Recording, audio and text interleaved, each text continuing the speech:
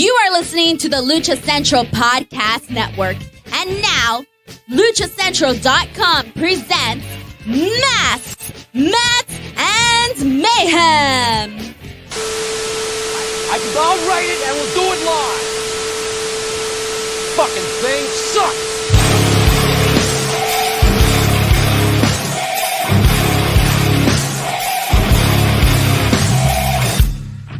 Welcome to another edition of Masks, Mats, and Mayhem. I am your host, Justin Outlaw Harvey. This guy over here, let me make you big. Hey, look at that. It's at Byron Fever. Long time no see. Catch it, yeah. Nice to see you guys. Nice to hear that we all... Was that the gimmick? I don't even remember the gimmick. Huh? Was the gimmick? Catch it? The gimmick was I tried to say something, then Casey would be like, hey, you have a dick in your face or something. And you talk over me. Yeah.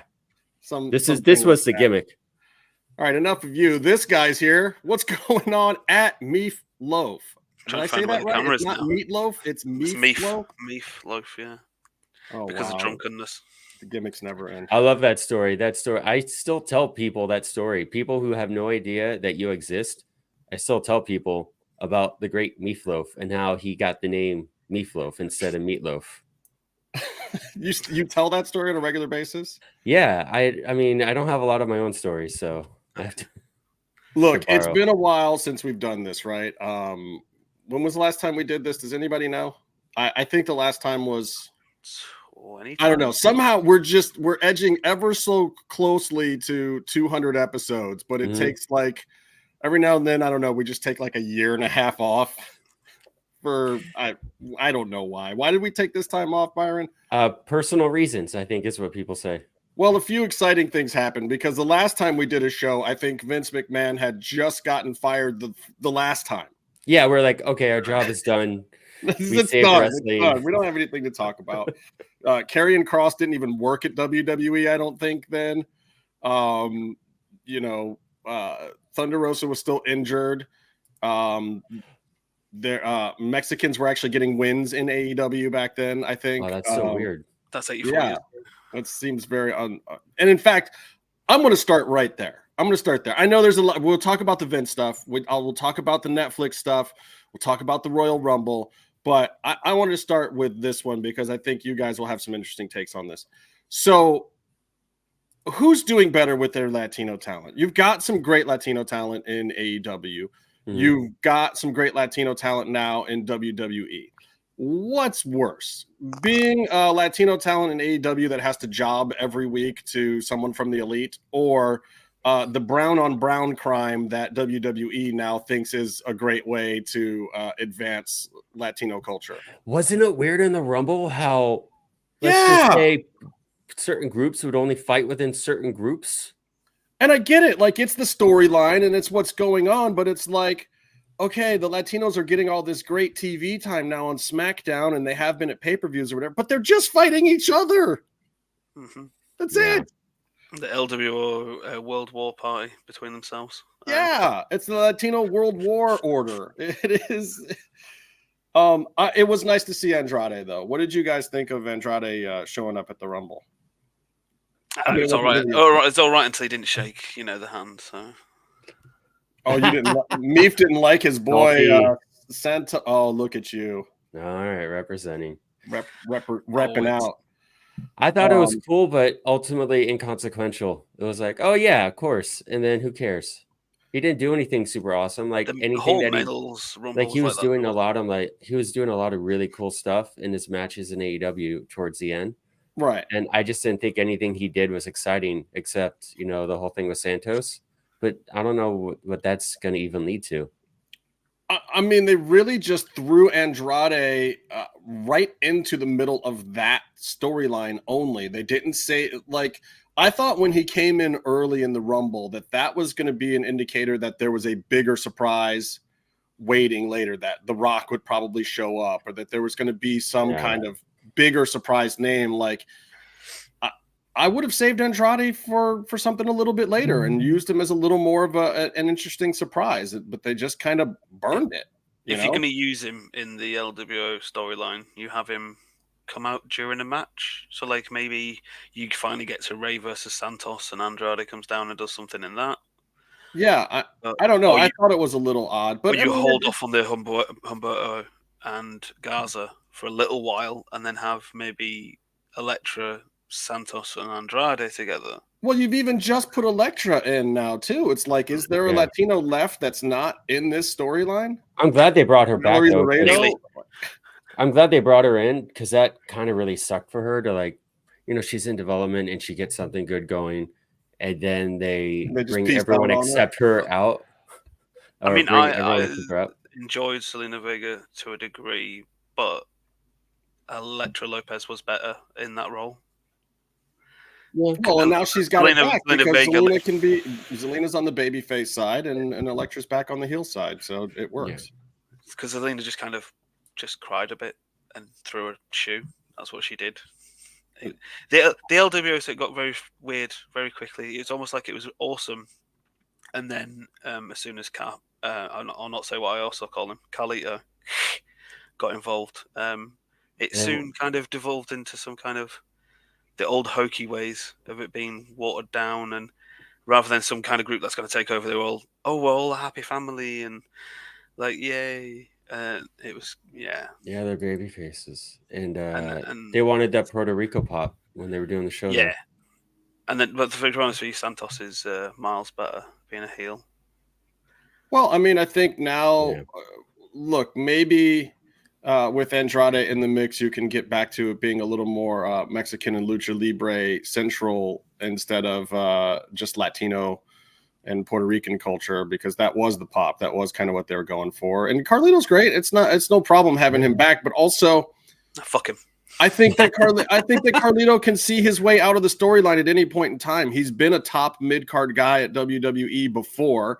He can work those angles very easily. He can go and work against Kross in his next thing. He can go and work Lashley. He can go and work any of those guys. He's big. He can move. Carlito can still go. Like, I haven't been upset to see him back, unlike Meefloaf. But, spitting bitch. You're just mad because he's hogging up your boy's camera time. The thing is, if he does fight Karrion Kross, that will be Puerto Rico versus Puerto Rico, won't it? Yes. Kross is somehow on the Latino top 500 luchadors of all time or whatever. You know what's really amazing? He's undefeated. I saw, on our social media threads, there's a lot of cross chatter between the Lucha Libre side and the indie wrestling side or whatever. I saw a lot of the Mexican and Lucha Libre fans posting about Kross during the Rumble yesterday. They still gravitate, like, people forget he was a really good heel for a short period of time, but he was a big deal heel in Mexico for a quick minute there. And like, the Lucha Libre fans still seriously respect Kross. Well, they've always kind of, you look at Vampiro. Right. Vampiro, like, he was the most over, all the women were throwing the knickers at him kind of thing.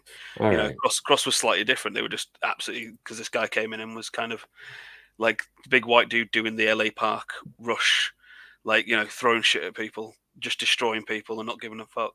And they like to boo that, but they boo it because they respect it. They love that character work. That's not necessarily always in Lucha Libre.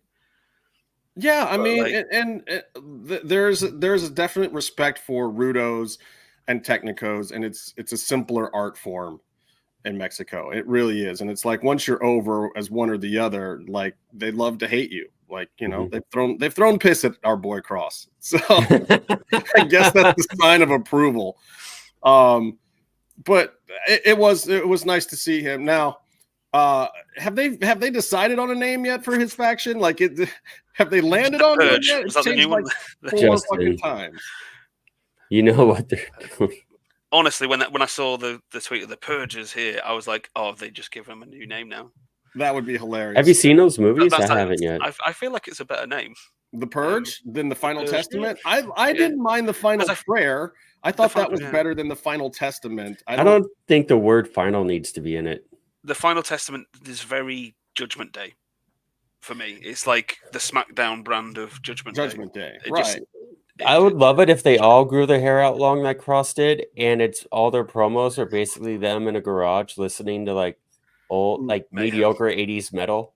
Look, you know I love Kross, but at the same time, I really felt like the ponytail should have held up longer. Has he got rid of if the you're ponytail? gonna have the man bun, the man bun should be able to last. I think the man bun has the record now for the quickest elimination in the Royal Rumble. His man bun only lasted like 3 seconds. It was really pitiful. Casey, the Lucha Gringo, said that he looked like Marty the Moth out there. Shout out to Marty.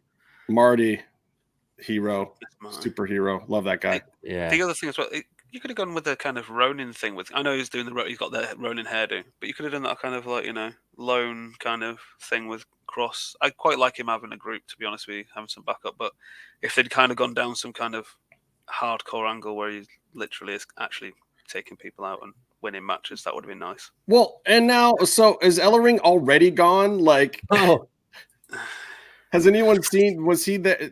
It's so weird because it's like Kross is the mouthpiece, but then he's also got a valet with Scarlett, who honestly, the last couple times I saw her in the Indies, wrestles better than a lot of women out there that wrestle. So I almost don't know why they don't let her wrestle some. Like, I'm sure she hasn't really been getting the reps recently, so she probably needs some practice or whatever. But I would start something up with her too. But I'm still a little baffled with this Final Testament thing of like, okay, you've got 3 heaters and 3 valets or 3 managers. Like, it's a strange setup. You've got 3 total bruiser wrestlers, and then Kross, who does a lot of talking for himself, plus Scarlett, who does some of his talking, plus Ellering, who does all of AOP's talking. Like, it seems like an interesting mishmash, and I don't quite know how it's going to work out. I just wish they could actually pick up the ball with Kross and run with it. Like when he came back and it was like, oh shit, he's going to get involved in. They should have just continued that. They shouldn't have whatever they decided to randomly. Well, I know there's obviously things that happened as well, but and as we get into the Vince McMahon story, I think that was a little bit of the problem.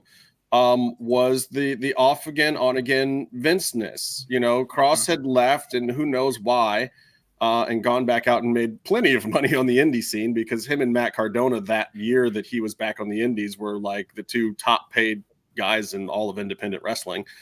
So every time I talked to Kross, and when I saw him here in Cleveland for Circle 6, he didn't seem upset to not be in WWE. He seemed like he was just fine. Him and Scarlett had just gotten married. He was making plenty of money. He had dates lined up from here until the end of time. Freddie Prinze was courting him to come star in his Federation or whatever, his wrestling thing that still hasn't manifested was going to be. Like, Kross was not an unhappy individual by any stretch of the imagination. But at the same time, he was gone. Then he comes back, and he comes back right in the middle of, Drew and Roman, and like right at the top of the game, and everyone was like, what the fuck? Like, it was amazing. But then all of a sudden Vince is back. Like, right when he came back, Vince still wasn't around full time. Then Vince is around, and all of a sudden Kross is getting cooled, and then Vince is kind of back out of the picture, and then Kross starts getting matches, but they're these like, he gets a setup, he does an interesting promo, and then it goes away. He loses. Right, and he loses. And I like the whole thing where he was taking something away from each of these guys, taking something away from Shinsuke, taking something away from AJ, whatever it was, The Ray was the family thing. Yeah, and I thought that a longer program with Shinsuke was in order, and those 2 train jiu-jitsu together, and they're good friends, and I thought that they could have worked some magic.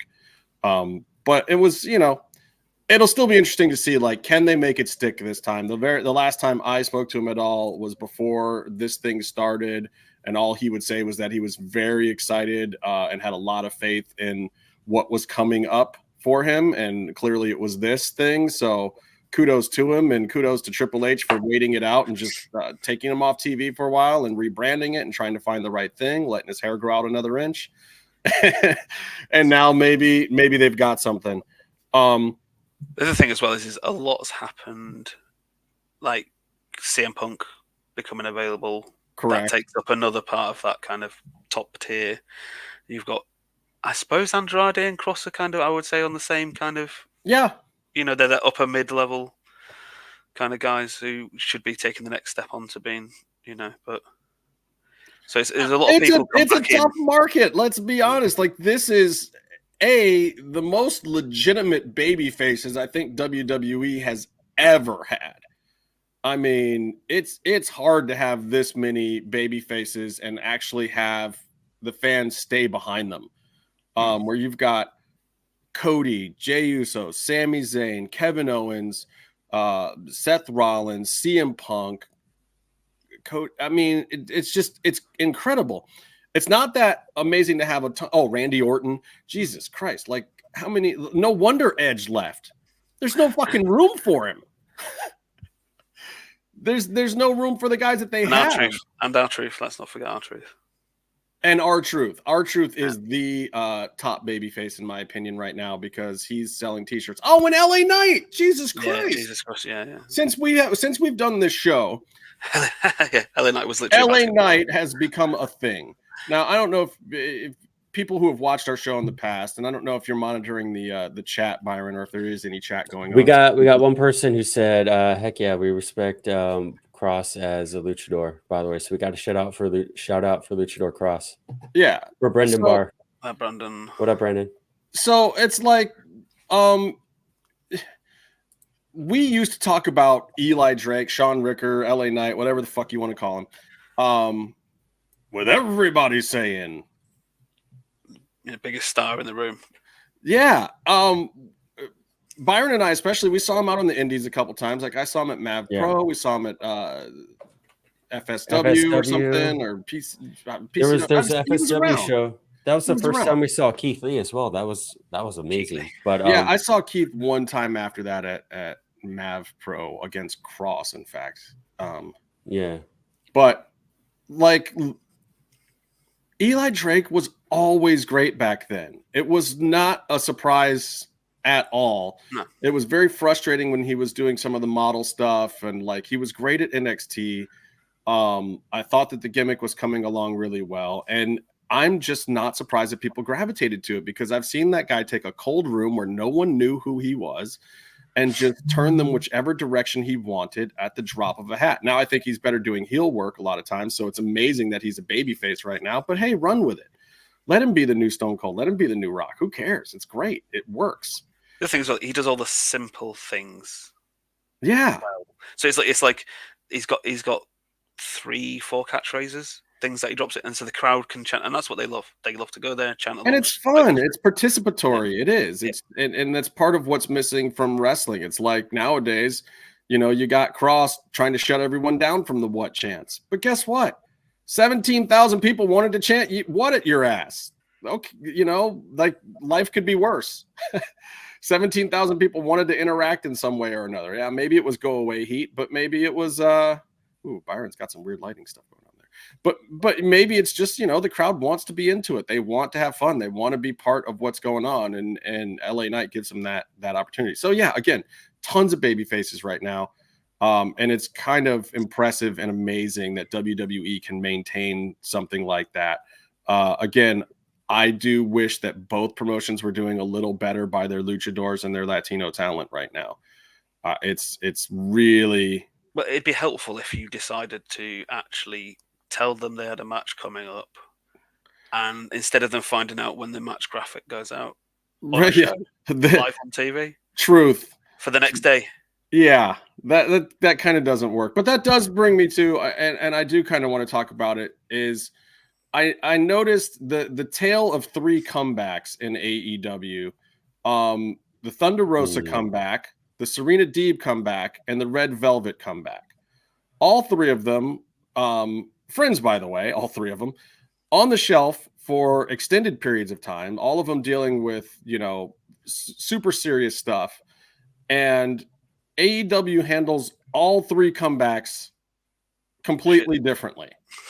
And I've always just thought that, like, maybe this is the WWE programming. You've got the opportunity. And in WWE, we've seen people coming back sometimes makes them a bigger star. Like, I felt like Triple H after the quad injury was on a different level. It made him a real true superstar. Like he had been a player. He was a player in the game before that. But after the quad injury, that comeback right after that was huge. He showed up with an extra 30 pounds of upper body only muscle. Right. But the other thing as well is you can do the whole thing of like they have to work differently now because of the injury, but so therefore they can be more sadistic or more technical. Right, and they can change it up a little bit. But it feels like, AEW, I don't know if they're taking advantage of some of that. So Red Velvet comes back, loses her comeback matches, loses 2 matches before she finally gets a win buried somewhere on Rampage. And the big difference is now she's wearing an apron or something. She always had an apron. Was Deeb put up against the Royal Rumble? Yeah. So Deeb gets the actual promos and stuff leading up to her thing, which feels like, okay, this is the way you do a comeback. They're going to do it right with Serena Deeb. They give her the promos. They run it week after week. They try to get a little bit of interest going for her. And then what do? They drop her comeback match against the Royal Rumble. But the great news is that there was probably for once more people watching in attendance than there was watching on TV. Wow. So I do with Deeb. What got there was 3 people in that crowd. What got me with the biggest gate of the last 3 months. Thunder Rosa had just come back, and she had a tag match that was about everyone else in the ring, and then nothing happened with her, and then there was a pay-per-view, and then they show a returning package for Deeb immediately, which doesn't make sense if you're trying to do a TV show and audience's attention. You're trying to direct it to one thing and have it be special, then you do the next thing. It just didn't make sense. And then the next week, the next week, Thunder Rosa gets another match, kind of no consequence again. And I never saw a Deeb promo or no one ever talked about her. I didn't hear anything until right before she was going to come back this Collision. Oh, who was the redhead in WWE? The really terrible wrestler. Eva Marie. Is that it? Eva. Yeah, when they did that whole thing where she's coming and she never and it fizzled, right? Well, for whatever reason, but I mean, this is 3 comebacks in the course of a 2-month period, and maybe it's the lack of prioritization around the women's division, which I feel like has gotten a little bit better. But I get bringing Thunder Rosa back and putting her in some of those other matches and whatnot because she went out but didn't have a surgery. I think they probably wanted to make sure that she was still good to go and see what level of ring rust was there, whatnot, and just kind of let her feel it out. It makes sense on that regards, and then push her into some singles matches. And I think now that they're doing the rankings thing, she's tacked on a couple of wins or whatever. But I think you missed the opportunity with all 3 of them, just to make them bigger stars or to test the waters, even just to see if they can be bigger stars. You give them a moment, you give them a big comeback thing, you make it feel like it's something, you make it feel like the audience has missed something and not having these characters around. And I think Red Velvet is the biggest miss on all 3 of them. Absolutely. She had the most room to move up. She's a very familiar, I mean, she's kind of like a jobber character on the show, but she's extremely familiar and popular with the crowd. So this was the chance to erase her jobber status. Yeah, you could do something. You bring her back like she was always something, and people will forget all the win-loss record from previously. Yeah, bring her back, let her get a couple of wins on Lady Frost or Queen Aminata or whoever. Let Red have a moment. The thing is, it's okay because they finally addressed not having people there who know what they're doing. Even though I will say the main person there doesn't have a clue what he's doing, and basically they go, "Yeah, wicked," and then don't listen to a single idea. Right. We're still just going to do. I'm playing SmackDown versus Raw in my bedroom and writing on Reddit. That's how I like to book matches because people are interested in wrestling. People love wrestling, but people like to watch their dramas. Well, look, and even men like their dramas. That's what wrestling is. I'm to this point. I still like Tony Khan. I still believe in Tony Khan to a certain extent. My problem with Tony Khan is he's a matchmaker. He's not a booker or a television show writer, in my opinion. And I think he could easily solve his problems by bringing in a real booking committee and or television writers.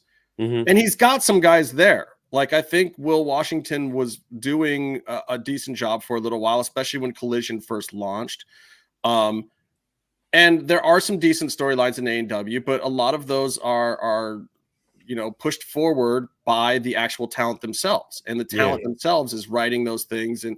But there's a lot of great talent at AEW that isn't necessarily capable of doing that, or doesn't feel comfortable doing that, or isn't given the opportunity to do that. I mean, and you can't have every single talent going into business writing for themselves. That's why you have to have a writer's room. You look at Brian Pillman Jr. You can look at Brian Pillman Jr. and you can look at Swerve as two examples of that different ends of their spectrum. Or like Pillman Jr., he's a decent guy, in the ring. He has something to him. Right. And he was up and coming. He was still learning. And basically he didn't do anything in AEW at all because he didn't bring anything to the table. He wasn't nurtured. He wasn't like a flower or plant that you nurture and have them grow. And they're just not built for that, unfortunately. And then he goes to AEW, NXT. He's still not a great worker. However, he's connecting and everyone's talking about him. Everyone comes up with nicknames for fans of his now that some he can use, some he can't use. Shout out to all the Lex defenders. But like all of a sudden he's something now and he hasn't done anything. And then you have like Swerve, who's on top of everything. He's a student of the game. He's a student of being an entertainer, and he's doing as much as he can. He's adding muscle to his physique. He's doing everything he can, and he's in charge and doing all these storylines for himself. And they're horribly paced, and they're kind of not told that well because the director, the writer of the show, the guy at the top isn't telling the story well. There's all these great things, and like you have something that could be 6 months of content rushed into 2 episodes. And then ultimately it trains you. Spread it out, when let it take time, put people into programs. And it's a shame because you see little glimpses of it. It's like Eddie Kingston and Danielson have a little bit of a program going while they're still working against some other people. Cool. Let's do that. That's kind of the right direction. But keep it going, make the story make sense. And they need to do this for more people. Like Swerve and Hangman have a story. I feel bad for both of them because I feel like they both thought they were past that story already. Yeah, it's weird. But at the same time, it's not terrible. I'm enjoying it as a fan, so fuck those guys. Like, I'm sorry about your damn luck, but I do appreciate Hangman throwing in there in the middle of a heated argument. New year, new me, dumbass. That was awesome. That was awesome. I think it reminds me of having a woodworking shop full of all the tools, full of wonderful walnut wood or tulip wood, whatever you want to play with, but having no arms. Right. That's what I always find with AEW. It's like you've literally got gold. The people there like the wrestlers, like you said, and his ideas the table, they literally are great. But like that's the thing that pisses me execution. Off. Ideas are not bad. Yeah, they need to be fleshed out a little more. They need to be written. Like and that's what makes it so hard because I watch it and it's like I don't disagree with what he's doing. It's just not enough. It's not fleshed out enough. There needs to be more to it. He needs someone. So you guys will get this as well. He needs someone to execute him. I was going to say, do you remember when you were at like college or high school for you guys? A few years ago. So when you were sat around and you were making a film project, and the teacher would give you a subject to do or whatever, and you and your friends were just children, and you were like, this is going to be an amazing idea. Isn't this going to make the best, funniest video in the world? And you went and made it, and it was absolute horseshit, but it was hilariously bad. Yeah. I feel like AEW is basically a room full of people who are like, oh my God, this is so cool and exciting. Because when you have an idea, it is exciting. But then someone has to go, right, this is how it's execute the word again, executed. This is how it's turned into gold, not just a steaming pile of shit. Yeah, well, there's they say there's 3 movies that you make, and it could be extrapolated to TV shows or whatever.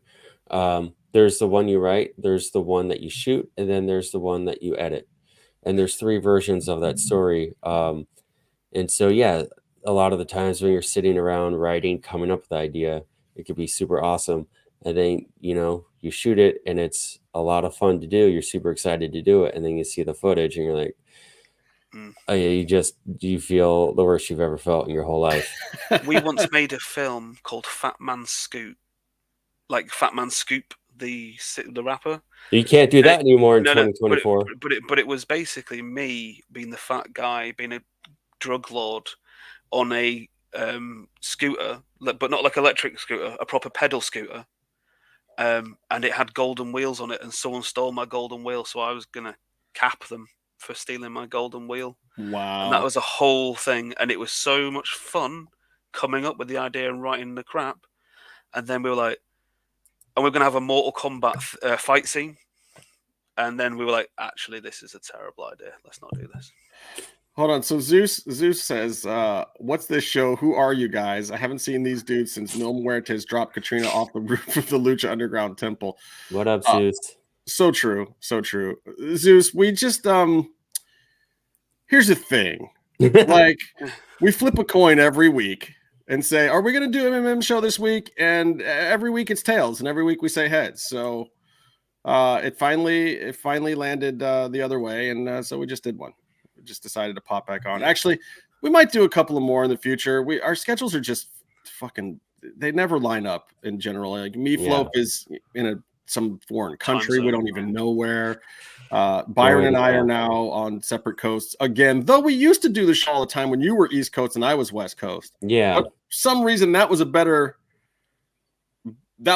time lineup than me on the East Coast and you on the West Coast. That seems to be really tragic for some reason. It just doesn't work out. Yeah. There's that weird thing where some weird reason I can be 5 hours behind Florida. You guys in LA are 7 to 8 hours behind, but someone in New York someone like close to LA can still be only 5 hours behind. And we're not the math podcast. That just freaks me the fuck out. I mean, I still can't figure out the first Back to the Future, so I definitely don't count. I love how time travel movies nowadays, they come up with their time travel gimmick. They even maybe reference Back to the Future or something. Like but I've at seen some 3 point, or 4 of them reference Back to the Future. Like Loki did it, and that Michelle Yeoh one did it, didn't it? Yeah, everything all at once. The one about buttholes, the donut bagel things.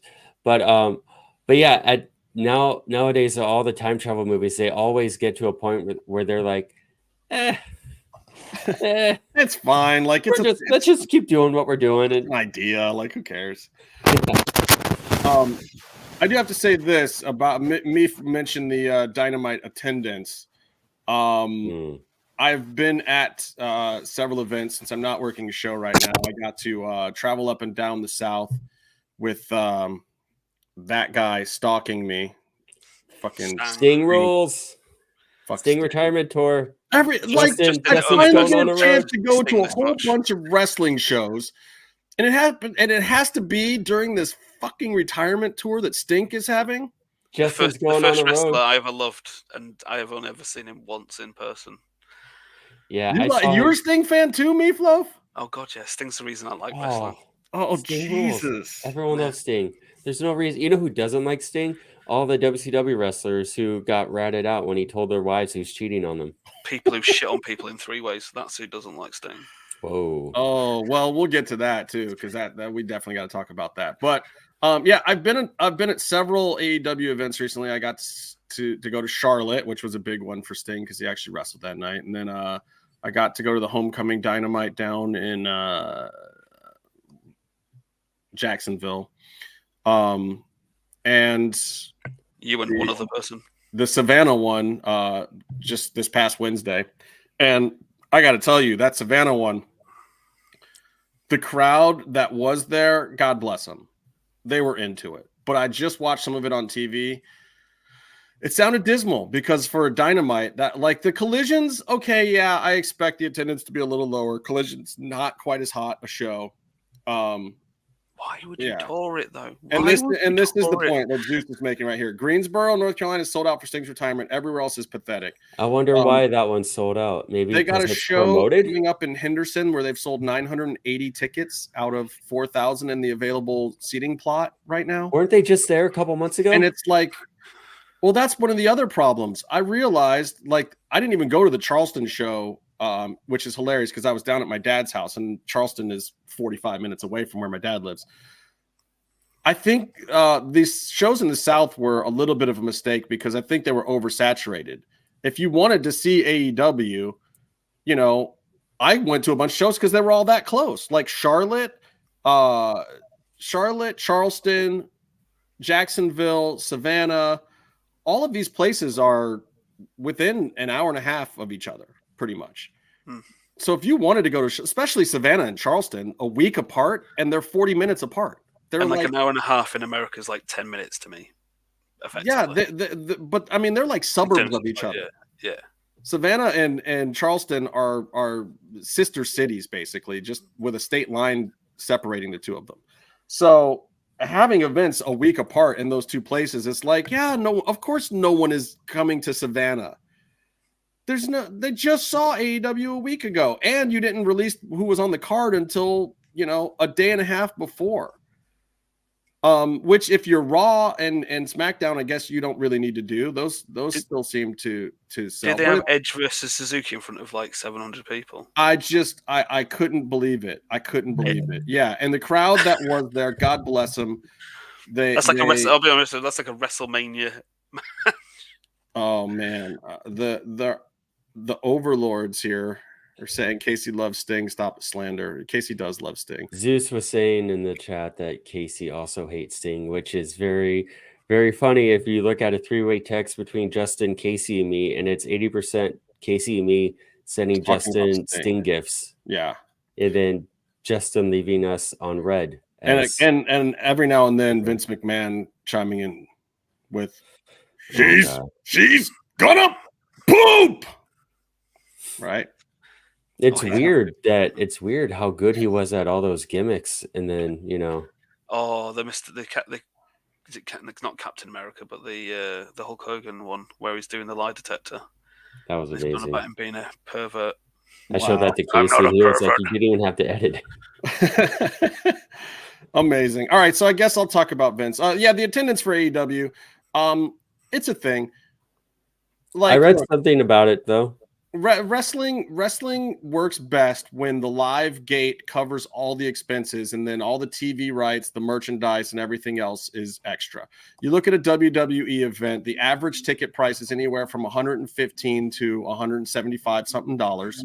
That's what it averages out to, and even at the low end, 7,000.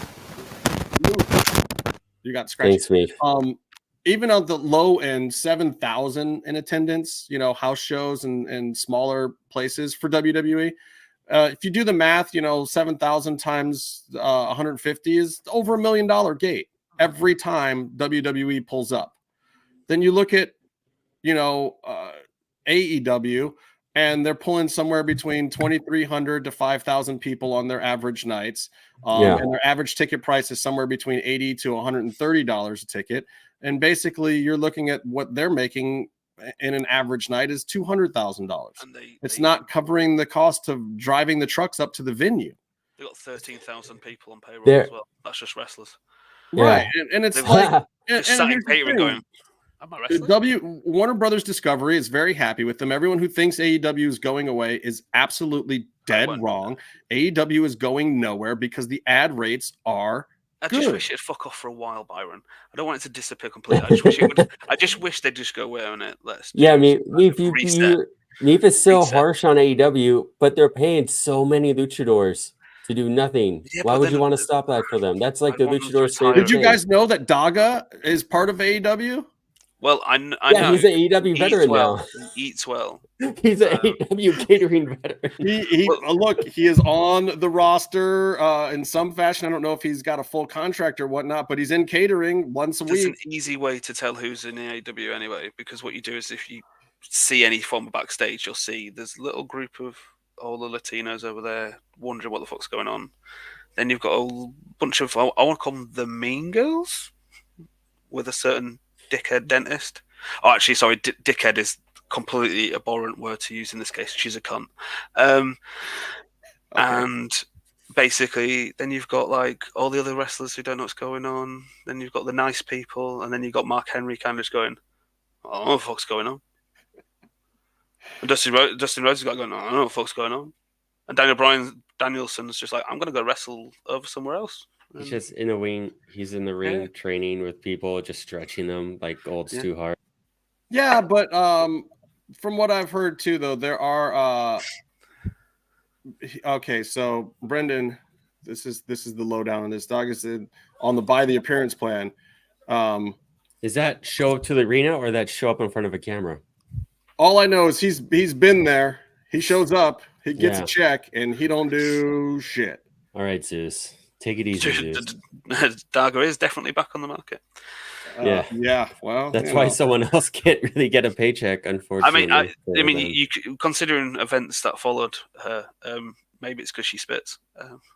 Wow. No, Tessa's working. She's working CMLL. She's got a job. No, Justin. She spat at a Mexican. Does she still work? I know she's still working there, but considering her past, spitting at people of color is probably. Look, her biggest problem, whether she's Mexican right now or not, is that she has multiple strikes against her, and people feel different ways about Tessa. Like some people are mad about how she left Impact. Some people are mad about her comments to who was it, La Rosa Negra, right? Yeah, and some people are upset about the way her and Daga split up. And so the biggest problem for Tessa is like a lot of people have forgiven her for one of these things, but then people are still mad at her for one of the other ones. She needs, it seems like the most impossible thing, but like when Punk was back in AEW, and this is just what I read. I wasn't in the room, but like the Bucks said they'll do a meeting with him, reportedly, allegedly, if he's chill for 6 months. Right, which is ridiculous. It's like that's an unrealistic rule to put on a wrestler. And that's not wrestling. Wrestling is book it while it's hot, bro. Yeah. Like, I mean, let the heat be real. Let the Young Bucks and CM Punk have a moment. Like, make money off of it. Like, do something with Britt and Thunder Rosa. Like, let's see what happens. Like, I will say, using a brain to do that though. Most I will people say let's have Ricky Starks and Edge go at it. Like, they had that weird little moment, and I heard there was maybe some heat going on there. Like, if so, why are we not seeing that program? I'd pay money for that program. Yeah, people still will occasionally bring it up and talk about it, even if it's not real. Look, AEW is the safest environment to work in, and Tony's dad didn't buy him the company to make he made him very proud. He's very proud of him, Justin. You're afraid for your life at work when there's 70,000 adoring fans around you to protect you, and then come back and say it's the safest workplace ever. You can't be afraid for your life and work in the safest workplace ever when you own the company. Yeah. Well, I think when you're directly responsible for the safety level of the company. I think relative to the news that we have recently heard in the past week, I think he was saying everything like relative to the other major wrestling company. We are the safest out of the two. Okay, I get what you're saying. Basically, you're saying Tony Khan isn't going to be involved in a threesome that involves fecal matter. You never know. I don't believe. I don't want to speak for anyone, but it might be a snowy day. Yes.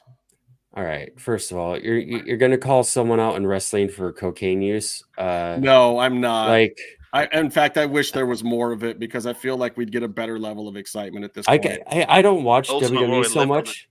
Can you fill me in on this? I don't watch WWE so much. I just don't have 3 hours to watch a product I hate on Mondays. But at the beginning of the Rumble, of the male Rumble, with the Usos out there fighting each other, are they silly boys now, or were they just gacked out of their minds to start the Rumble? Because they were doing some silly stuff. I mean, it's a to yeet or not to yeet question.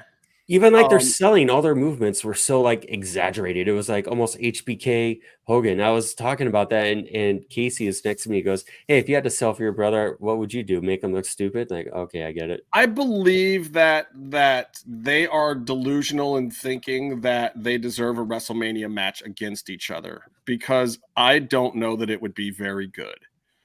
They both have this dream of doing this thing, and I think they're mistaken.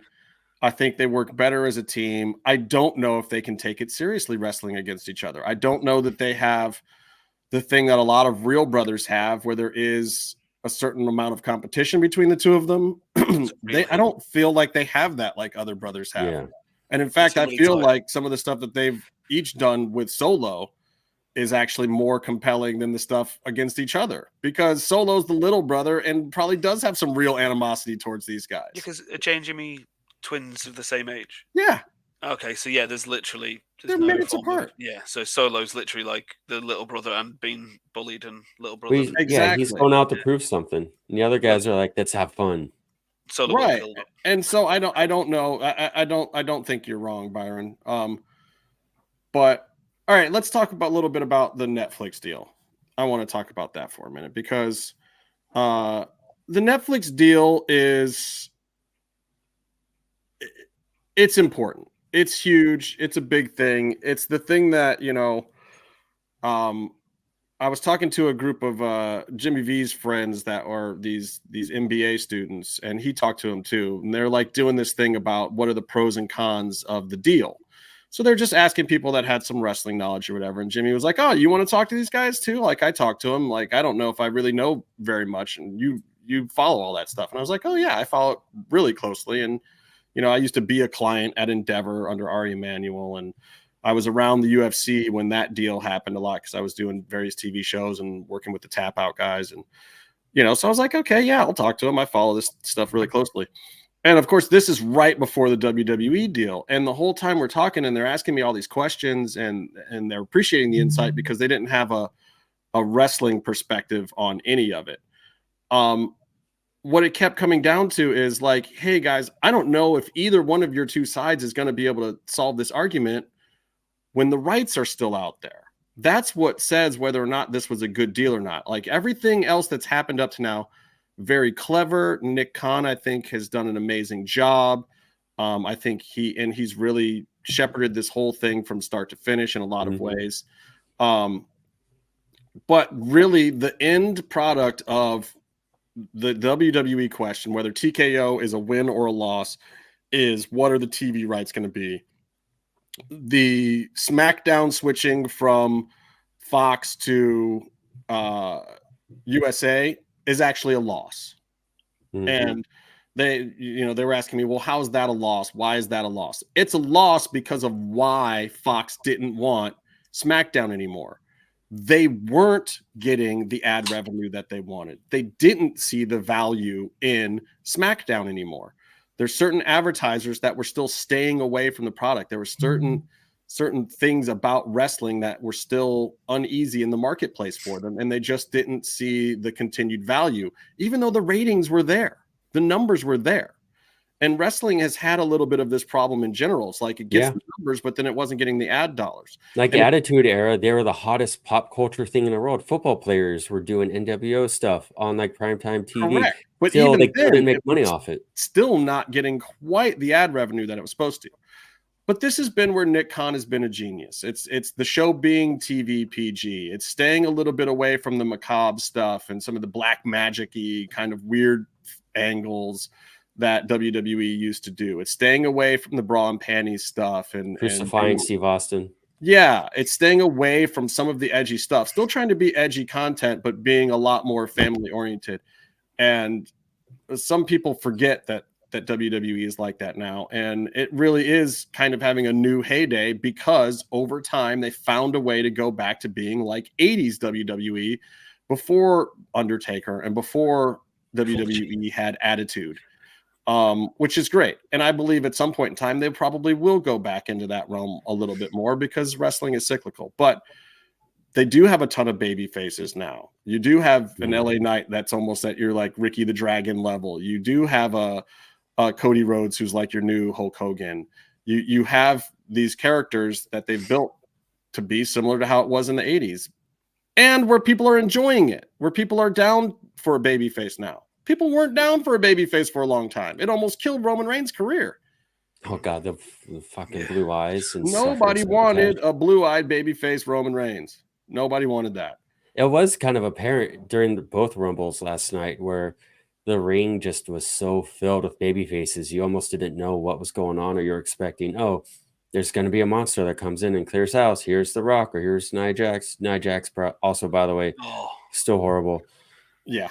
I just don't ever, as a fan, want to see her on the screen. Sorry if that offends people. No, and I'll tell you what, they made it even worse for me last night with Nia Jax, because I found that the Ivy Nile, Jordan Grace powerhouse story to be more interesting. I found Piper Niven to be a more compelling monster than Nia. And and she can actually work. Working monster than Nia.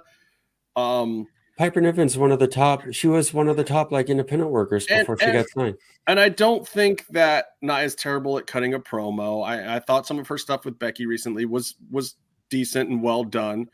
But Nia just doesn't work on a lot of ways. She gets go away heat. She really does. And I don't know why they haven't been able to see that. I don't know why Triple H, of all people, sees something. She's more interested in being a mouthpiece, isn't she? Let's be honest. Yeah, I mean, maybe it's a Nepo thing. I don't know, because she's in that whole family.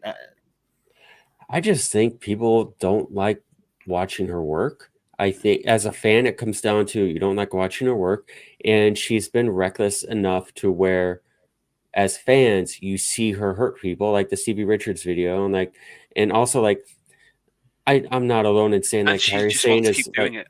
Yeah, and Kairi Sane is one of the most beloved characters in WWE. Everyone loves her. She doesn't offend anyone, and publicly, Nia Jax concussed her and hurt her real bad, and so people aren't going to forget stuff like that. Riddick Moss, by the way, I don't like as well, because he injured Hideo Kenta. He injured Kenta in NXT after Kenta came back from a bad surgery. Now was at a show where Moss couldn't even work. He was getting booed so hard he couldn't even do heel work. And this is my thing. I would be 100% down to forgive Nia or any wrestler if I thought there was a compelling way for them to tell stories with that character.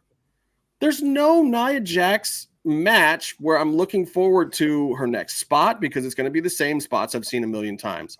There's only a certain way that the other talent can work her. And Piper, however, her run with Chels was great. They found ways to keep her interesting where it doesn't feel like it's just going to be the same match. So it's not because Nia is a big girl. It's because they can't find a way to work stories with her.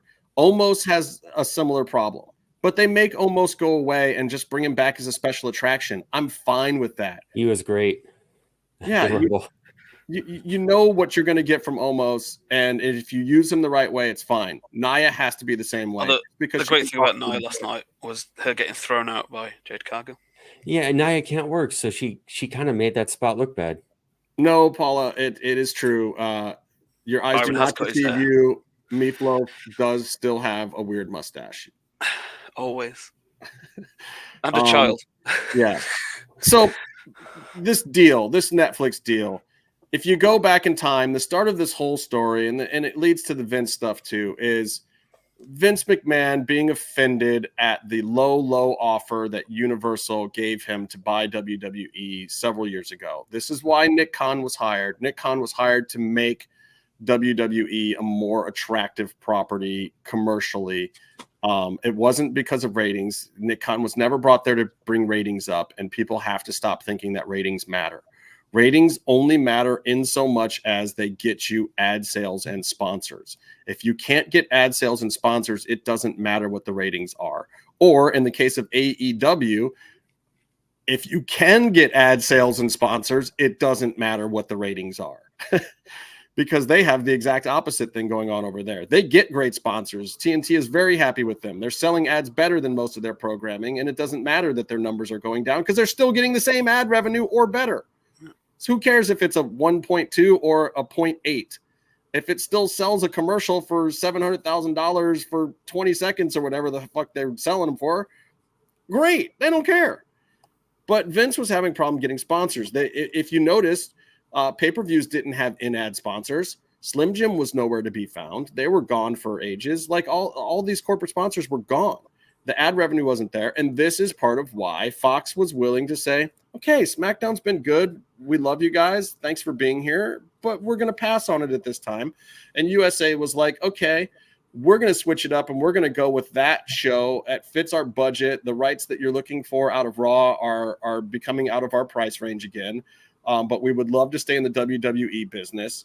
And believe me, when I say this, SmackDown is going to go back to being a B show because it's not the one that's getting paid the most for anymore. USA is not making demands like Fox tried to make about certain big stars being on there. SmackDown is going to go back to being a B show. Raw is going to go back to being primary content, and especially if they keep it 3 hours. You're going to see that show loaded with more, especially the first year. It's a big deal going to Netflix, and it's an opportunity. But once Nick Khan came in, you saw a few things happen. The network idea got bought out by Peacock, which was a great deal for them. They got 1.5 million subscribers. There was some crossover there, but not a ton. It saved them as a digital platform, and they needed that. And most of those subscribers came in at the $10 amount and not the $5 amount. You know, and that drop off has happened. A lot of them people have switched to the ad version, but I still have the $10 no ad version because I was already paying that for WWE. $120 a year. For 12, 13 pay-per-views, to me, that's a bargain. I'm one of these guys that's used to paying $40, $50 a pay-per-view. Yeah. I don't know how mine works out because basically I had mine on my telephone, like as part of my mobile deal for BT Sport. Right. The BT Sport then is now part of Discovery Plus, which is part of Peacock in some form. But somehow, I think I was supposed to get 12 months. It lasted for at least 24, and it's still going. Don't tell them. Don't just make sure you don't say anything about it publicly. It's okay because now I have BT TV now, so basically I have it all anyway. But it's quite funny. Well, and those rights are going to be weird. So, but for WWE premium live events now, starting next year, you're going to have Netflix, Meef, because well, I already have that. But also that they announced in the beginning of January was that I can watch NXT now live again on the WWE. Why? App. So before BT bought it out for like the last three or 4 years. So now, it's actually you can actually watch it live, whereas before you could only watch it live if you had BT Sport. Well, it is a bit of a game changer though, as these digital streamers start coming into the mix. If they can do things like what we're talking about here with Netflix. If they bring it all in for you, Meef, watching wrestling becomes easier because all your premium live events, Raw, are going to be right there in Netflix. It's global. We're going to get Raw here as well on Netflix. And I imagine eventually when the rights come up 3 years from now on that other deal, maybe it's going to go all into Netflix. I mean, Netflix is obviously going to probably put in an expanded bid to get the library and all the premium live events. They'd be crazy not to. And if they can house all of it and also steal away potentially 1.5 million customers from one of their competition, and what Netflix has stayed away from live programming forever. And no one has understood why. Amazon's gotten into it. They do football. Peacock's gotten into it with sports, especially. Paramount Network's gotten into it. Everyone else has gotten into it. Even Apple has gotten into it, and they looked at buying the rights to the NFL package. A lot of people were bidding on it. No one thought that Netflix was even in this game. No.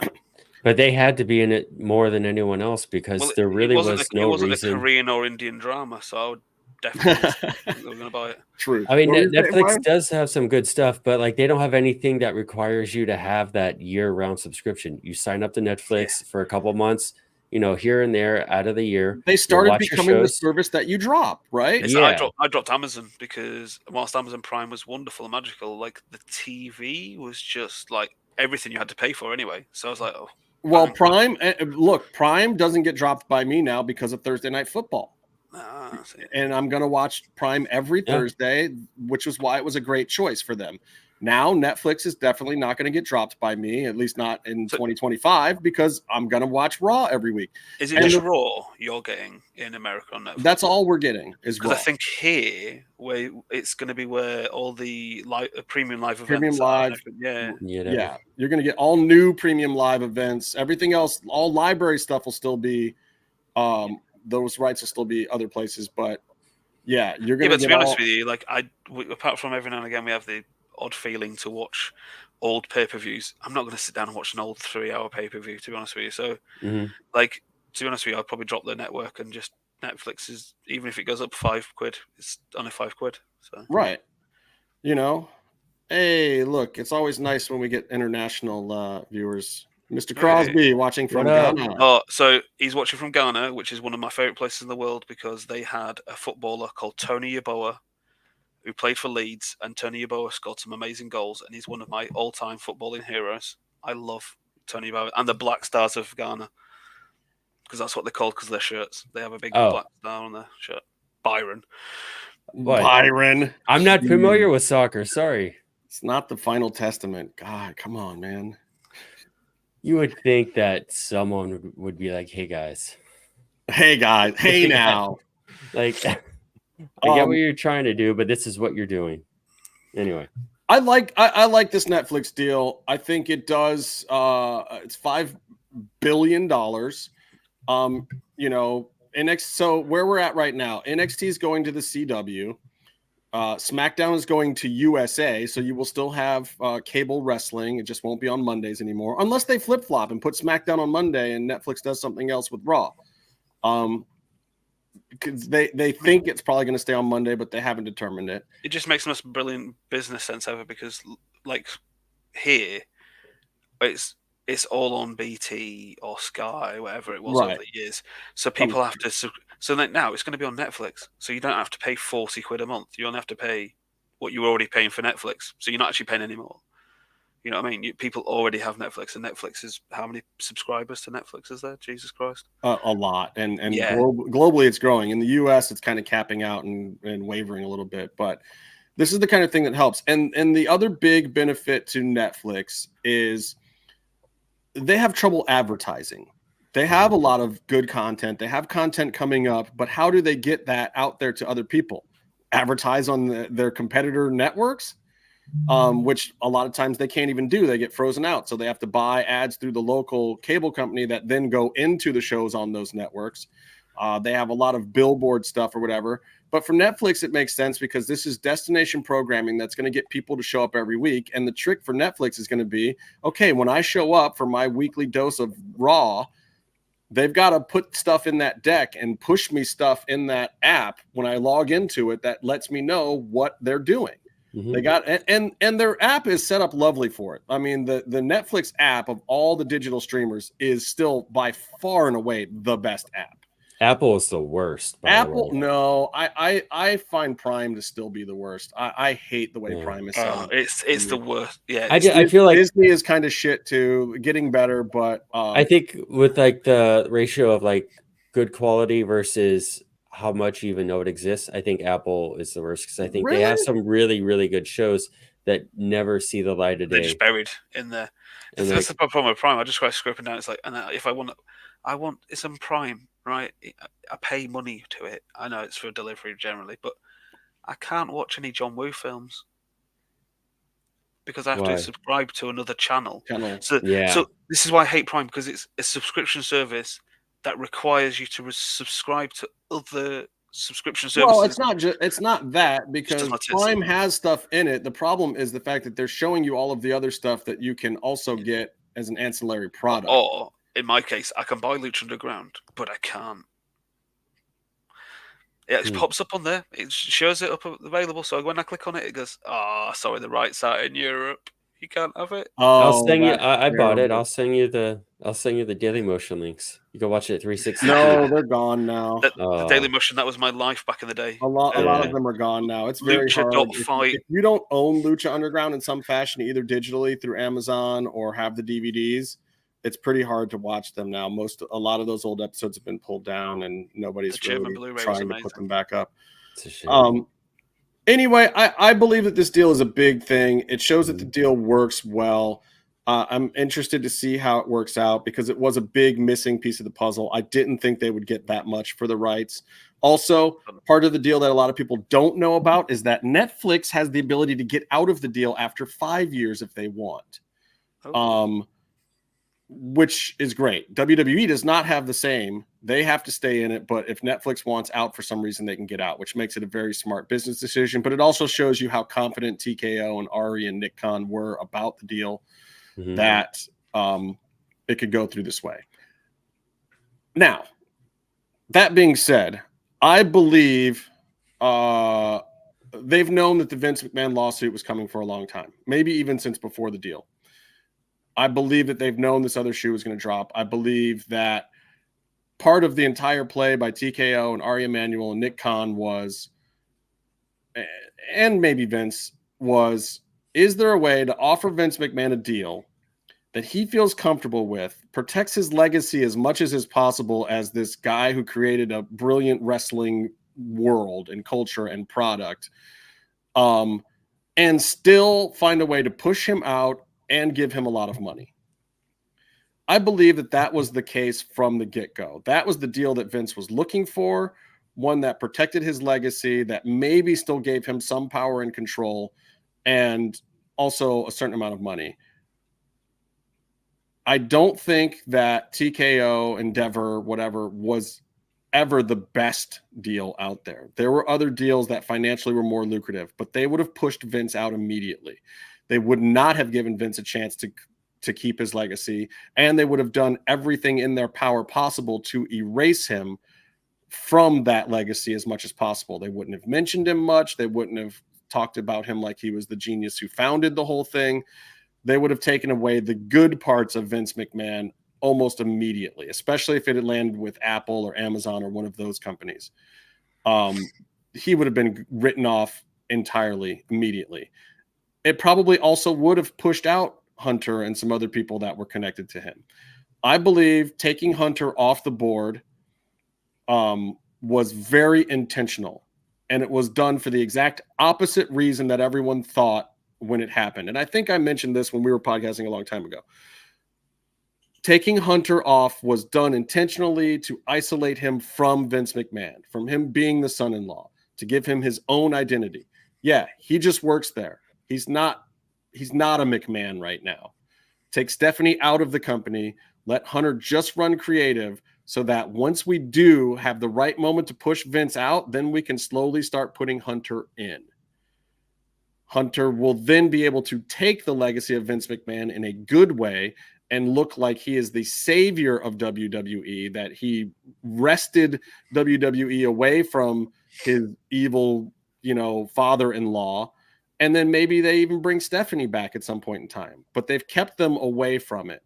And to me, it feels very deliberate that this Vince news fell right in between a big event, but not their biggest of the year, a big event, and the $5 billion Netflix deal announcement.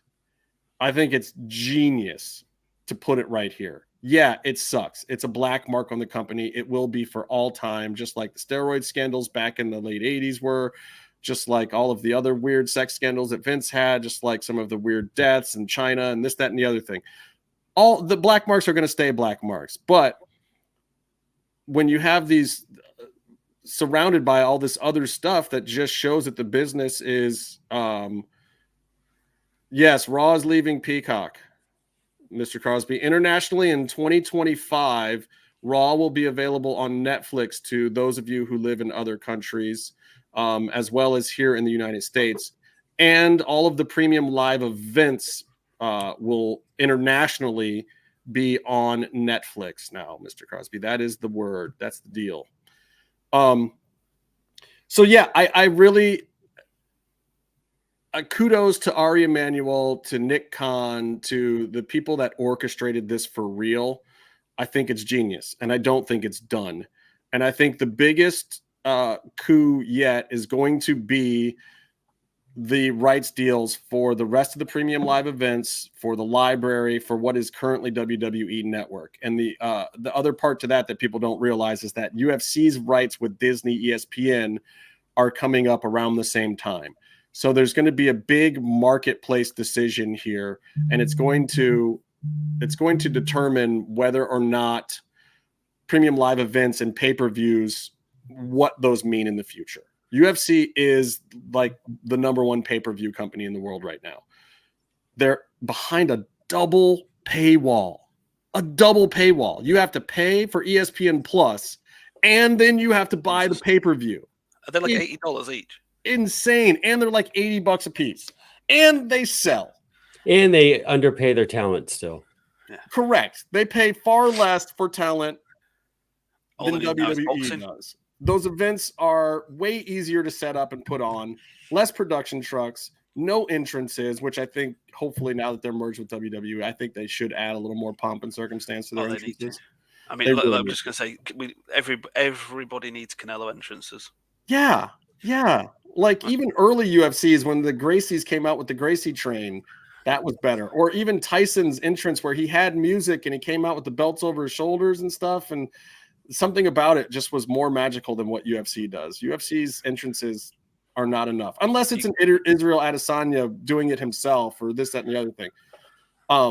You can't beat the classic. Obviously not now. Michael Buffer doing the big even bare knuckle fighting even has better entrances. One championship has better entrances. Everyone does better entrances than UFC to me. And also, there's nothing better than when someone has an amazing entrance and then gets sparked out in 5 seconds. Right. Like, I don't care. Like, give me the most enjoyable things. Yeah, it's great. Anyway, so when these rights come up, you're going to be looking at a situation where WWE and UFC are now one company. Do they negotiate those rights together? Does WWE go to a double paywall thing where now you have to go back to paying $100 for a WrestleMania? Because I'm here to tell you, WrestleMania is leaving money on the table. I can't believe it's free. It's insane. It's insane that. How much was it for you guys in the 90s? I think it was up to $60-$70, right? Yeah, I think ours was like anything from 15 for I want to say the smaller ones up to about 30 for Right. For WrestleMania was more expensive than there. I think WrestleMania and SummerSlam and maybe Rumble were a higher price, and then the regular pay-per-views were like $40 or something. And then WrestleMania, they started increasing that. But then even when we went to Sky Sports, the app. Even for Sky Sports was still for the oh god, yeah. I would say up until about 10 years ago, you were still having to pay for them here. Yeah. But so it'll be interesting because, maybe they stay this way where some streamer is willing to offer them enough money that they don't go back to the pay-per-view model. Clearly for Peacock, it's been worth it right now. And, what's going to happen to Peacock if they lose WWE? They're going to lose probably 1 million subscribers. Can they afford that? I don't know. Does Peacock even exist without WWE in there? Given they have all of Universal's other stuff, but I don't know. It's going to be a big blow to them. So they're going to make a big bid. Netflix is obviously going to make a pretty big bid to try to do here in America and basically own the entire PLE system, plus the library, which I think will do them some good. They've had very good luck with library stuff, and maybe they can even package it certain shows certain ways and get more oomph out of pre-existing WWE content. And I think it would be nice to just be able to find that shit in the Netflix app personally. Yeah. Go watch old episodes of Breaking Bad and then, watch Royal Rumble 92, whatever.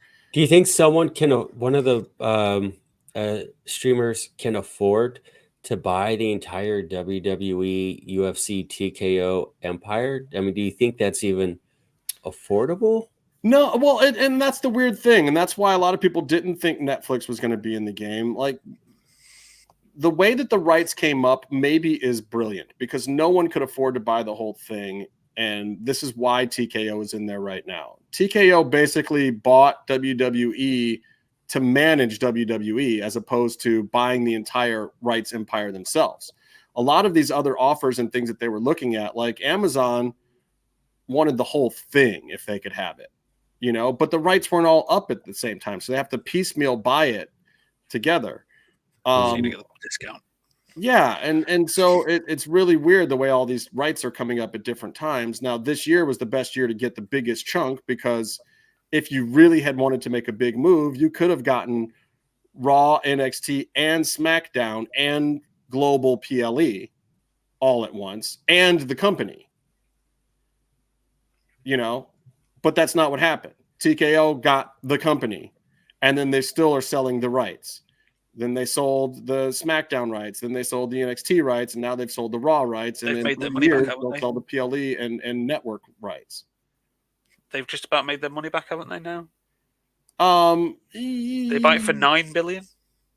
Yeah, they bought it for $9 billion, and between the SmackDown and Raw deals, they're pretty close. I mean, realistically speaking, with merchandising and how big the next WrestleMania is going to be, and this, that, and the other thing, yeah, they're doing fine. It's showing up as not.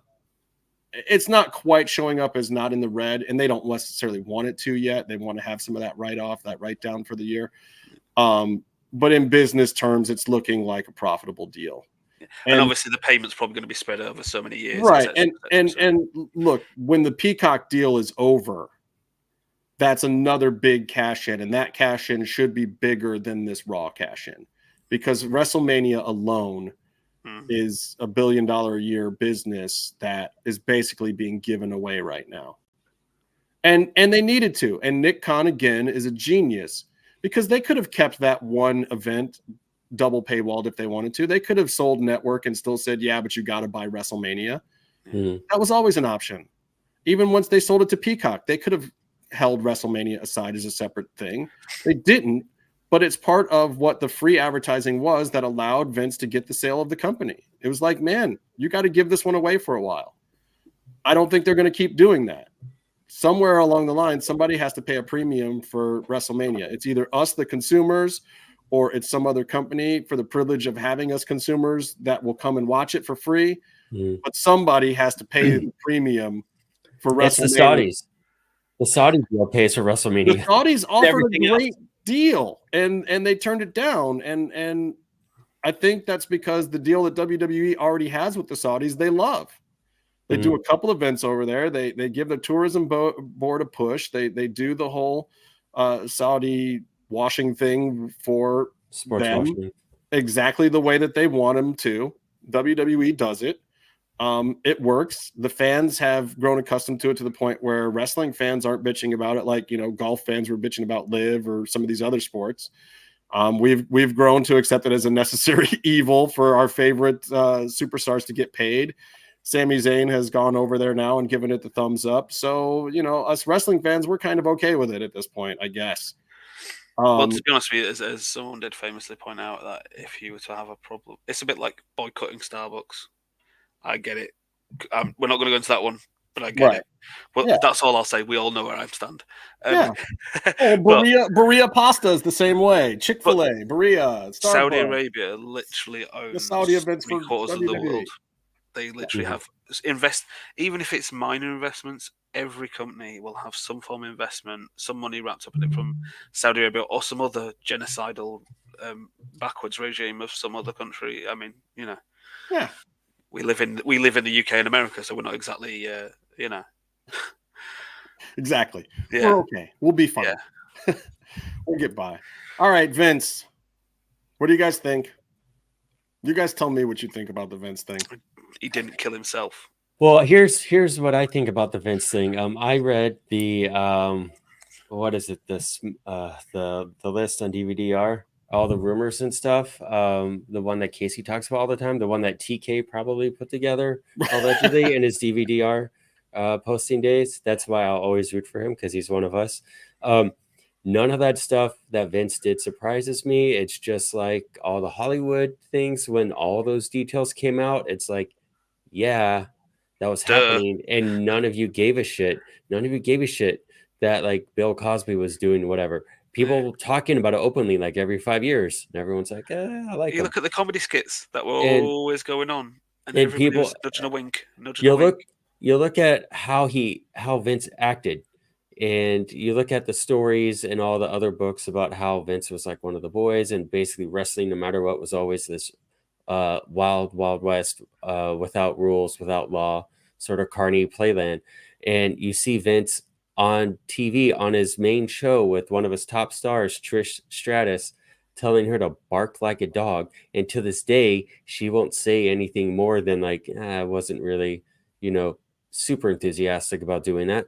And you have all these people he made out with every woman who worked for him on TV in front of his wife during the Attitude Era. All these things. Like, first of all, you look at where do these creative ideas come from? And then you also look at how is he so good at telling Trish to bark like a dog in front of a lot of people. He seems very comfortable. Yeah. And it's none like of this. Edgar Allan Poe was really good at writing what he wrote because. Yeah. So it's like, I'm not surprised by any of it except for it coming out and being taken seriously. And I hope that it continues to be taken seriously. I hope, honestly, like Bruce Pritchard and all those guys are out forever. You got to get Vince out. I don't know what other wrestlers were involved. I have theories that probably are wrong. But Vince is like family with a lot of people. He was like family with Brock. Who else is involved? Right? Like it's just there's a lot, and it still needs to be dealt with, because right now, like what Jessica was saying, this isn't a hammer being dropped on someone. This is just another step in a plan. But everyone on the inside has known this has happened and it has been happening. Triple H knows. Okay, I'm alleging, I'm guessing, but how does his son-in-law, who's a student he's such a smart guy with the industry and with the company, I would have had to be around him at the very, very least. He's married into a family, and at the very least, giving him the most benefit of the doubt, because he was always like the designated driver of the clique and all that stuff. For all that could be said bad about him, I don't think I've ever heard of him doing too many bad things in the Vince regard. But at least he'd want to know, what am I getting into? Married into the family. What am I getting into trying to run this company? Him and Stephanie were involved in the investigation the first time around, and the rest, all that's coming out of this is that the investigation, they found nothing, but there was a lot of sweeping done in it. So I think, and obviously Stephanie left directly after that investigation. So I feel like they found out and were like, bye. Obviously Triple H, like Justin said, was isolated away from, therefore being involved with that after that. And then Triple H said he didn't read anything about the he doesn't need to read it though, does he? He doesn't need to read it. He knows. No, and also like it covers your own ass if you don't do that. But it's Stephanie. It's just it's there. It's objective timeline where she was there. Everyone, especially on the corporate side, everyone loved her. She was a great person to work with, work for. All that stuff. Child stuff, didn't she? The benefit stuff. Yeah, all that stuff. Yeah. And then she pieces out and comes back specific points in time.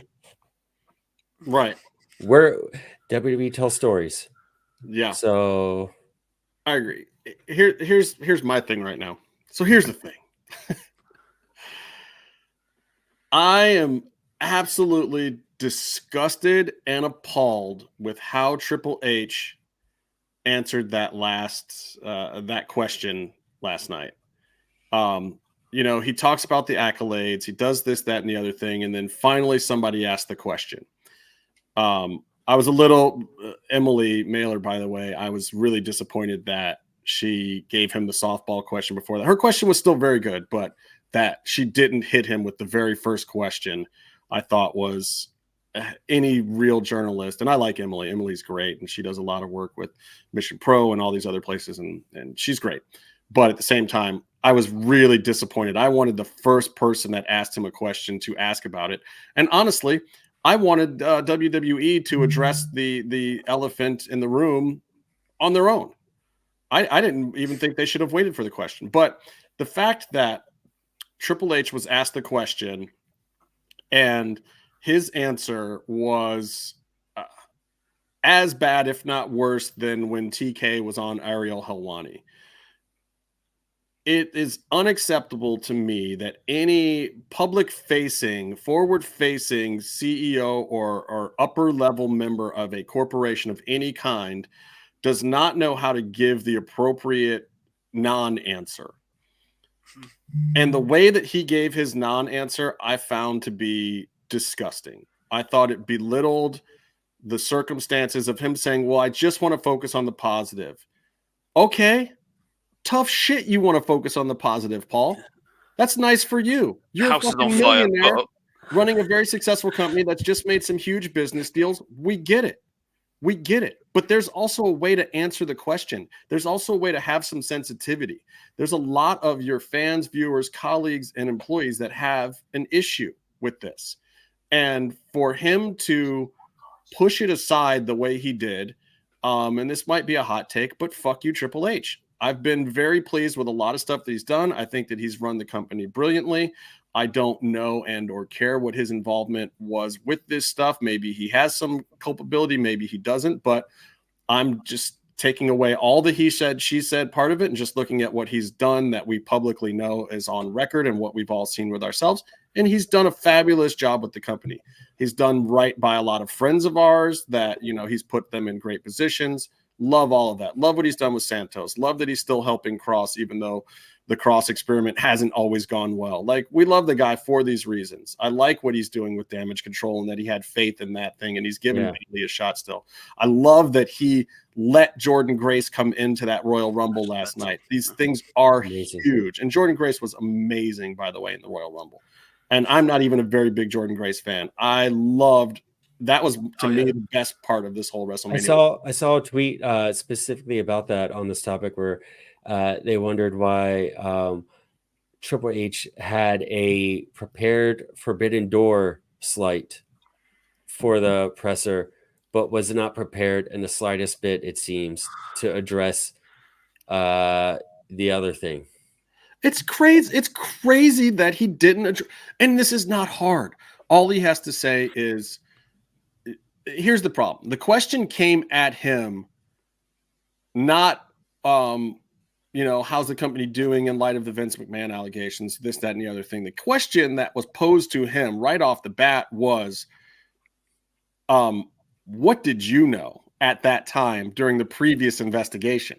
I mean, that really put him on the spot. But even then, the answer is still very simple. It's not, I just want to focus on the positive. It's not this, I want to bury my head in the sand answer. It is, the company is going through a difficult moment right now. We've had some great successes this week. Unfortunately, there have been some new accusations that have come out. I can't really address them right now, but all I can say is that I want to assure our fans, our colleagues, our coworkers, and our talent that we're very seriously looking into all these matters, that, hopefully there will be a good resolution for our company, and that we hope that our fans and everyone involved in the product will still trust that we'll bring you guys a great product and that we take all of this very seriously. Unfortunately, because of the fact that this is a legal proceeding, I can't comment any further than that, but I want everyone to know that we take these things very seriously. He didn't put any importance into the fact that people care, that people have feelings about this. It wasn't about his fucking feelings. Nobody cares about your feelings, Paul. No one cares that you want to focus on the bright side of life. That's not what it's about, bro. And this is how these people get in trouble. This is why Joey Ryan is still canceled. This is why he's never going to be redeemed, because that guy got canceled. He got Me Too'd and didn't say the right thing ever. Triple H did not say the right thing. And it wasn't about answering it. It was about acknowledging it. Acknowledge me, Triple H. Acknowledge the fact that I'm mad at Vince. Acknowledge the fact that people who work in your company were scared of this man for years. Acknowledge the fact that it hurt your corporate business. Acknowledge the fact that your sponsor, Slim Jim, had to turn their back on you and walk away to get you to realize how bad things were for them as a company, that it hurt people. Even just the accusation. And even if the accusation is unfounded, you still have to acknowledge that it hurts. You can't just acknowledge that you did great things last night. Yes, Royal Rumble was great. Yes, the Netflix deal is great. Yes, TKO owning WWE now is great. Yes, your booking has been great. Yes, Vince McMahon most likely did some very vile and awful things in association with other executives at your company for decades. It's Acknowledge me, motherfucker. Thing like when we had the Savile thing over here, and it was like, yeah, but like he did some good stuff, didn't he? And it's like, yes, it's like Michael Jackson. Obviously, Michael Jackson is technically in a little court of law, got away with it. I mean, was found not guilty. And he, it's that thing of, but his music was all right, wasn't it?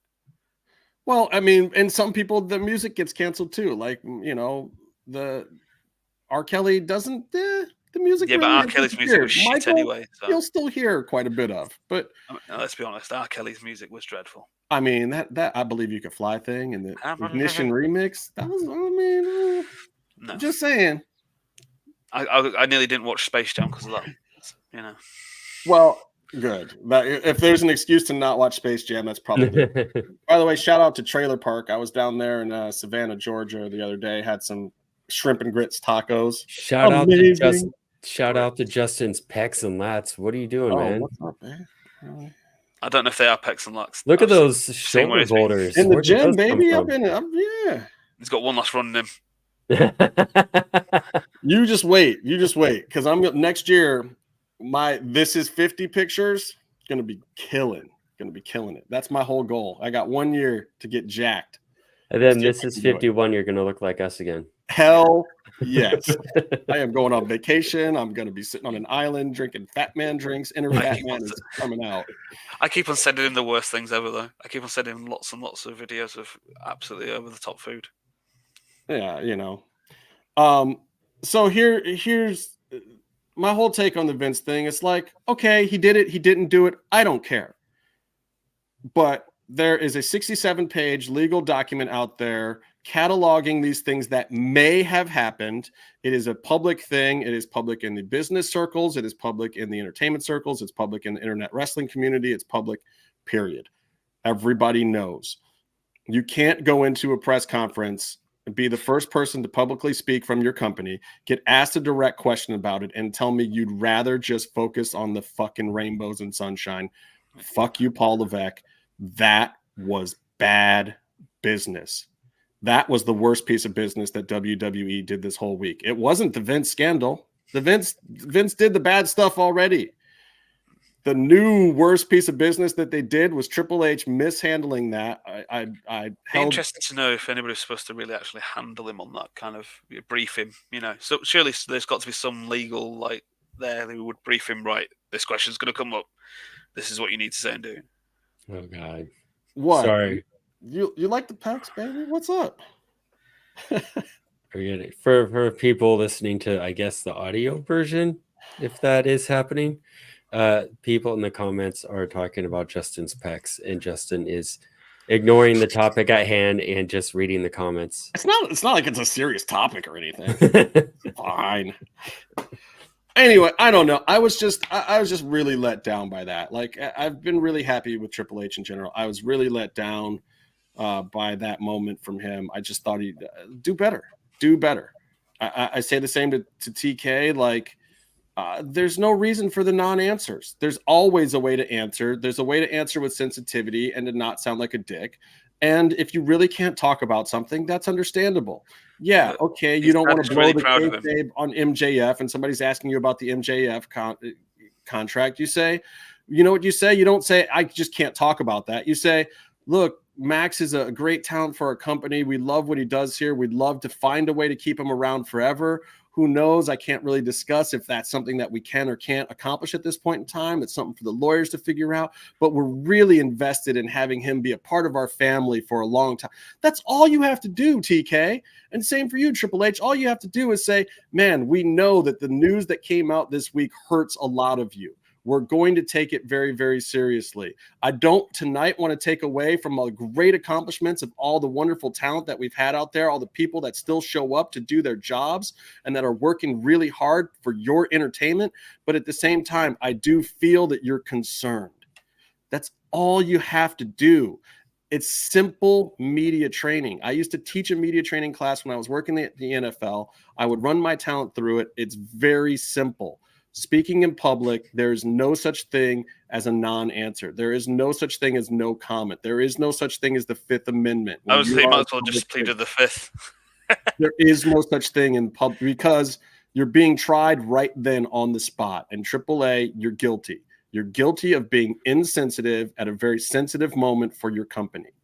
I find you guilty in the court of public opinion. You fucked up.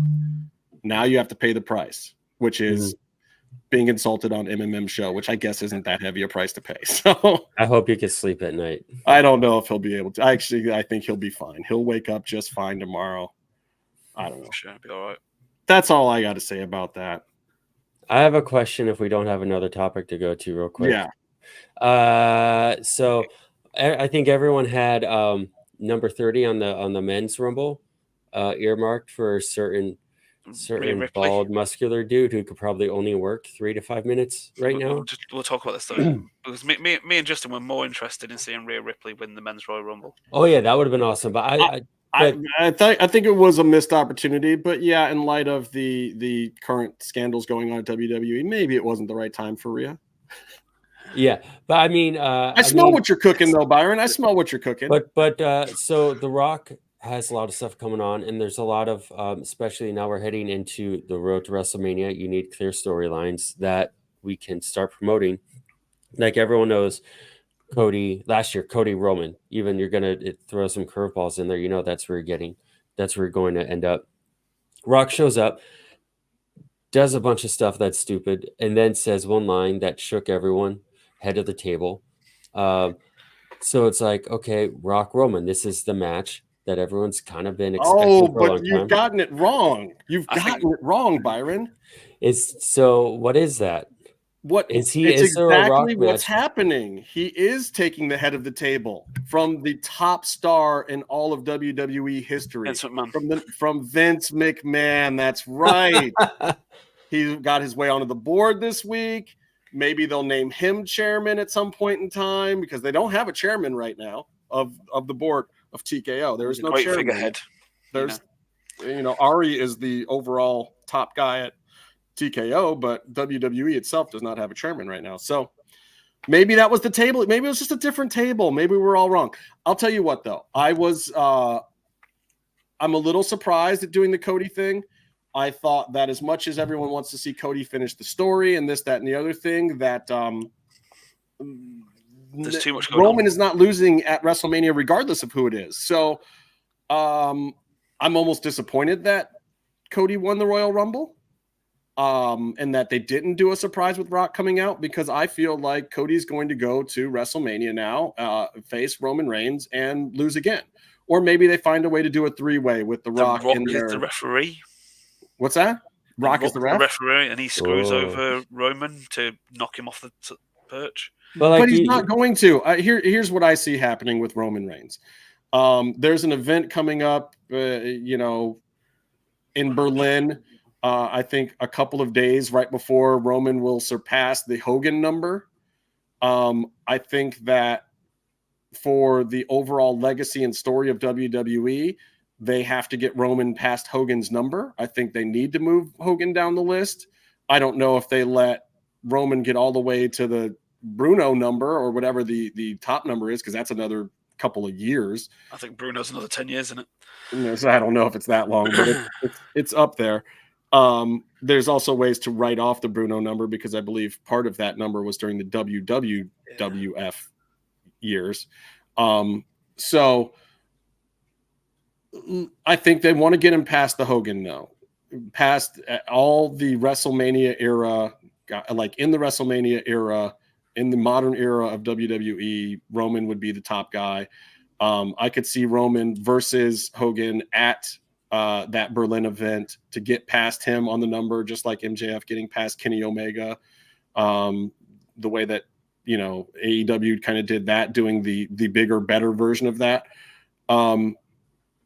I think that's the story. It's not Cody's story. It's Roman's story. It's WWE's story.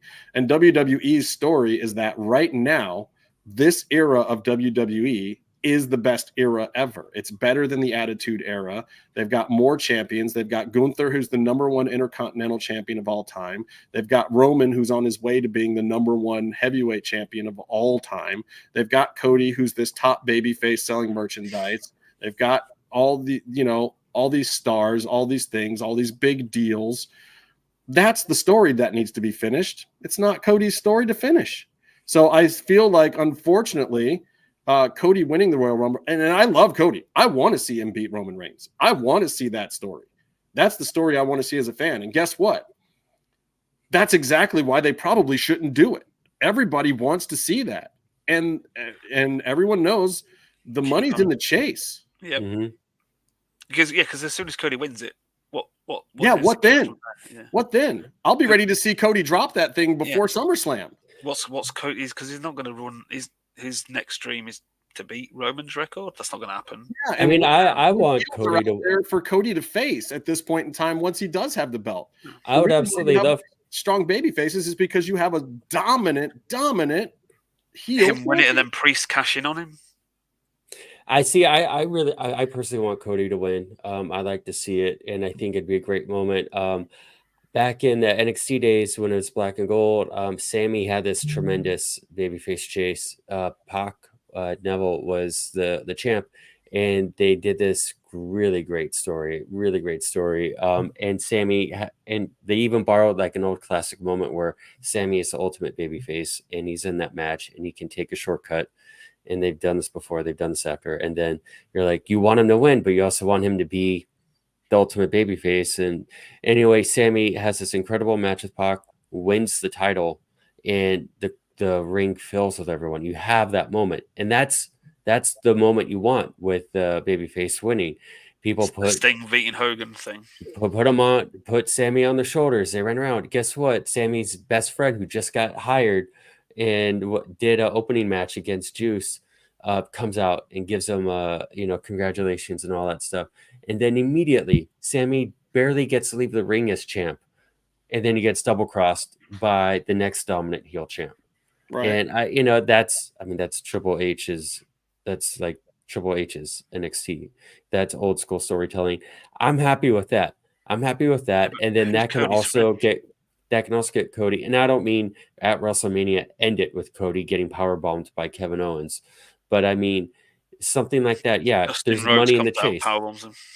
But then you got to do that. And you got to switch gears into the next thing. So then Cody needs the next iteration of what Cody Rhodes is at that point, because at some point the story in babyface Cody is going to be contrite, and you're going to want to see NWO Hollywood Hulk Cody. I mean, I guess that would be good. I guess that's my whole point, though. It's like, what do I need Cody for if he's not in the chase? What do I need Cody for with the belt? I don't need Cody to be champion. I need Cody to be all my dreams and wishes and desires of being a champion. And then eventually, Sammy was going for it, isn't it? I mean, at some point in time, I need him to hoist the belt so that his daddy ain't in heaven crying. Sure, I need that. But I only need that for 1 second. Yeah. That's it. That is the end of the story. And God, why would you ever end the story? Why would you ever be a company that tells stories 52 weeks a year and want to tell the end of a story? How old's Cody now? Like 37? Yeah, 38, 39, somewhere in there. So to be honest with you, that story's like 10 years away. 5-10 years, you'd want. I mean, and yeah, so maybe you let him have the belt at some point in time, but I don't know. I think it would be cool if they find a way to keep pushing him down the ladder and make you like it. And that would be genius storytelling. If they can find a way to not put it on Cody again, And if The Rock is involved in that way, I think that's a great story. Like, you got screwed by one of the all-time greats, and then he still has to keep fighting his way back up. I don't know, man. I just like it makes it difficult, because then if he wins the other belt, you feel like it's a cop-out. So it kind of limits him in that regard. And with Roman's limited schedule, that's going to be tough too. But I feel like after another year, maybe you do put it on Cody. I don't know, because his contract's going to be up, and then they'll keep him, but he'll go on a more limited schedule too at some point in time. You know, he's also going to be that guy. I was going to say, the only real rival left there for him that anybody wants to watch is probably Seth Rollins, and no one knows what's going to happen to him. You can't plan long term with him now. No, I mean, Seth you is couldn't always him in then come after Cody, could you? Because, you know, let's be honest, he'd be injured 2 months after that. And clearly Seth is going to have another heel run. They're going to need him as a top heel at some point in time. Like, Seth's days as a babyface are clearly numbered. And I hope they don't push CM Punk that way. I think really when they do Seth versus CM is the chance to push Seth back to being a heel. Stick with a babyface CM, and then you can have your Cody Seth rivalry come back of, yeah, remember when you showed up and beat me at every premium live event we had for like 4 months straight? Well, fuck you. I'm a bad guy. Let's fight. Because people have kind of forgotten that, but yeah, dude, Seth, ultimate jobber of all time. Just nasty job to Cody. Job to Cody with a he literally has only one arm right now, because they were like, cheers for doing that. Yeah, Seth is the purple titty eater. I mean, he's what, Byron? What? Like that's in poor taste? Like, out of everything on this show, that's the thing that's in poor taste? All right. That's the thing that went too far. It was a bit much. We'll see. Okay, so Elimination Chambers, obviously the Rhea Ripley show. It's got to be some kind of showcase for her, but also they still have quite a few matches to set up for WrestleMania. So we'll see. We'll see where it goes. I like the fact that I did not they had me believing that Cody was not the obvious choice last night, that Cody wasn't the right choice at all, that either Gunther was going to win and challenge Seth, or that there was going to be some kind of double count-out schmozzy thing with CM and Cody that we have to resolve later. I did not think we were going to get the clear Cody victory like that. Or my real prediction for yesterday was I thought Jade Cargill would win the women's, which I knew she was going to eliminate Nia. I had that feeling deep in my soul. I'm glad they did that. That was good. I would not have minded if she won and they did her versus Rhea at Mania and Rhea beat her. I do realize that setting it up right now is bad, though, because they have to put Rhea into something in Perth that's big, maybe even bigger than whatever she does at WrestleMania. So, you know, she's going to sell those tickets there. She's the draw there, and that is her WrestleMania this year, is Elimination Chamber. So expect big things from Rhea in the next few weeks. But I really thought The Rock was going to show up. I thought he'd show up 30, maybe 28, somewhere in there. And I thought Rock would win. And it would be Rock versus Roman at Mania. Maybe you get a 3-way, Cody, Rock, the Rock Roman. being the classic 31, you know. I thought even that too. But it didn't happen. They went with the clean win for Cody. Cody is the guy who can call the shot now. The crazy thing with that, the female, we'll just go back to the Jordan Grace thing, was like how much WWE made her look like a superstar. Like, she made herself look like. No, but what I mean is the way they kind of booked it into like she actually lasted quite a long time. She did, but she didn't get any eliminations. No, she didn't put anyone out, which is great. The fact that you barely even remember that part, but yeah. Here's why she looked so good. They had her face off with Ivy Nile and do similar spots. Poor Jordan Ivy looks better than Ivy Nile. Yeah. You know. Ivy, as soon as she hit the ring, you could see she was nervous. Right.